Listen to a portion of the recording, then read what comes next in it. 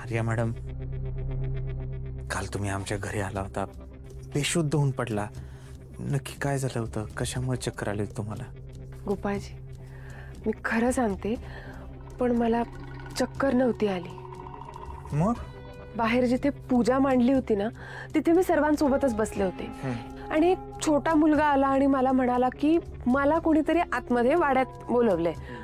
मग मी वाड्यात गेले तर वाड्यात कोणीच नव्हतं. तिथे आतल्या बाजूला एक खोली आहे, तिचा दरवाजा उघडा होता म्हणून मी खोलीत गेले.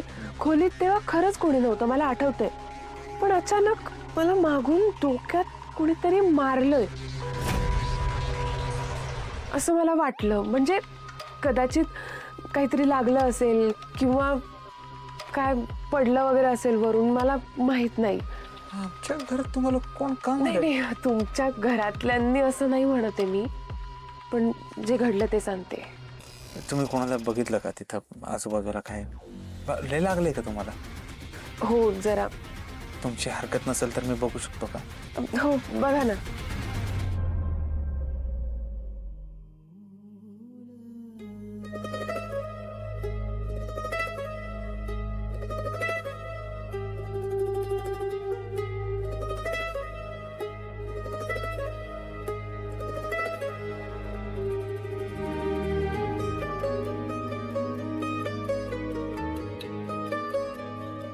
इथे लागले का?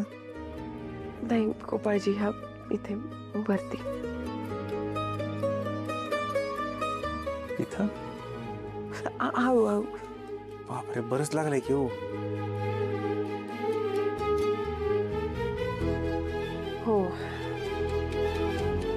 हो गोपाळजी, एक रिक्वेस्ट आहे फक्त, प्लीज तुम्ही दादाला यातलं काही सांगू नका.